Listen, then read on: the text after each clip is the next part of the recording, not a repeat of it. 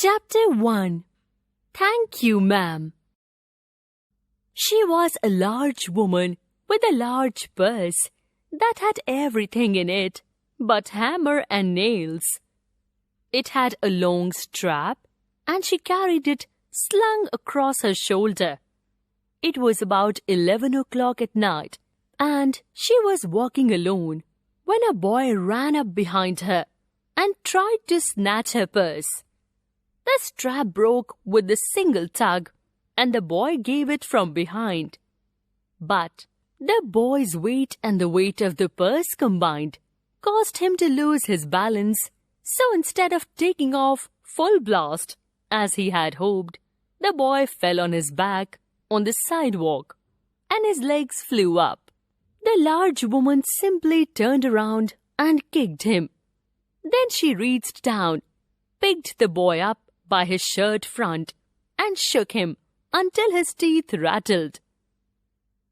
After that, the woman said, "Pick up my purse, boy, and give it here." She still held him, but she bent down enough to permit him to stoop and pick up her purse. Then she said, "Now ain't you ashamed of yourself?" Firmly gripped by his shirt front, the boy said, "Yes, ma'am." The woman said, "What did you want to do it for?" The boy said, "I didn't aim to." She said, "You are a liar." By that time, 2 or 3 people passed, stopped, turned to look, and some stood watching. "If I turn, you lose. Will you turn?" asked the woman. "Yes, ma'am," said the boy. "Then I won't turn. You lose," said the woman. She did not release him. "I'm very sorry, lady. I'm sorry," whispered the boy. And your face is dirty. I got a great mind to wash your face for you. Ain't you got nobody home to tell you to wash your face?" "No, ma'am," said the boy. "Then it will get washed this evening," said the large woman, starting up the street, dragging the frightened boy behind her. He looked as if he was 14 or 15, frail and wild, in tennis shoes and blue jeans. The woman said, "If you were my son, I would teach you right from wrong. Least I can do right now is to wash your face. Are you hungry?" "No, ma'am," said the boy while being dragged by the lady. "I just want you to turn me loose." "Was I bothering you when I turned that corner?" asked the woman. "No, ma'am." "But you put yourself in contact with me," said the woman. "If you think that contact is not going to last a while, you got another thought coming. When I get through with you, sir, you're going to remember Mrs. Luella Bates Washington Jones." Sweat popped out on the boy's face, and he began to struggle. Mrs. Jones stopped, jerked him around in front of her, and continued to drag him up the street. When she got to her door, she dragged the boy inside, down a hall, and into a large room with a kitchen at the rear of the house. She switched on the light and left the door open. The boy could hear other people laughing and talking in the large house. Some of their doors were open too, so he knew that he and the woman were not alone. The woman still had him by the neck in the middle of her room. She said, "What is your name?" "Roger," answered the boy.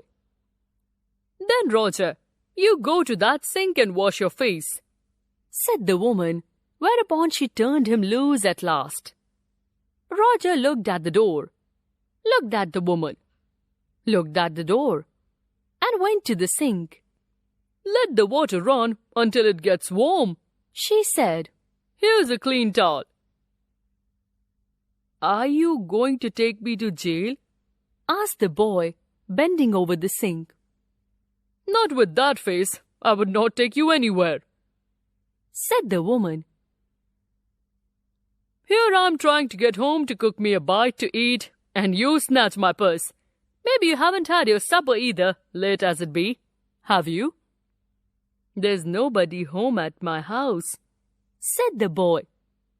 Then we'll eat, said the woman. I believe you're hungry, or have been hungry, to try to snatch my purse. I wanted a pair of blue suede shoes, said the boy. Well, you didn't have to snatch my purse to get some suede shoes, said Mrs. Luella Bates, Washington Jones. You could have asked me. Ma'am? The water dripping from his face, the boy looked at her. There was a long pause, a very long pause.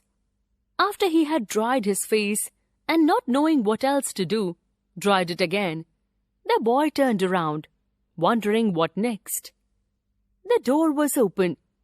He could make a dash for it down the hall. He could run. The woman was sitting on the bed. After a while, she said, I was young once, and I wanted things I could not get. There was another long pause. The boy's mouth opened. Then he frowned. The woman said, You thought I was going to say, but I didn't snatch people's purses. Well, I wasn't going to say that. Pause. Silence. I have done things too which I would not tell you, son. Neither tell God, if he didn't already know. So you sit down while I fix us something to eat. You might run that comb through your hair so you will look presentable. In another corner of the room behind a screen was a gas plate and an ice box. Mrs. Jones got up and went behind the screen. The woman did not watch the boy to see if he was going to run now, nor did she watch her purse, which was left behind her on the daybed. But the boy took care to sit on the far side of the room, where he thought she could easily see him out of the corner of her eye if she wanted to. He did not trust the woman not to trust him, and he did not want to be mistrusted now. Do you need somebody to go to the store? Asked the boy. Maybe to get some milk or something? Don't believe I do, said the woman. Unless you just want sweet milk yourself. I was going to make cocoa out of this canned milk I got here. That will be fine, said the boy. She heated some food, made the cocoa, and set the table. The woman did not ask the boy anything about where he lived, or his folks, or anything else that would embarrass him. Instead, as they ate, she told him about her job in a hotel beauty shop that stayed open late, what the work was like, and how all kinds of women came in and out. Then she cut him a half of her cake. Eat some more, son, she said. When they were finished eating, she got up and said, Now here, take this $10 and buy yourself some blue suede shoes. And next time, do not make the mistake of latching onto my purse, nor nobody else's, because shoes that come like that will burn your feet. I got to get my rest now, but I wish you would behave yourself, son, from here on in. She led him down the hall to the front door and opened it. Good night. Behave yourself, boy, she said, looking out into the street. The boy wanted to say something else other than, Thank you, ma'am, to Mrs. Luella Bates, Washington Jones. But he couldn't do so as he turned and looked back at the large woman standing at the door. He barely managed to say, Thank you, before she shut the door. And he never saw her again.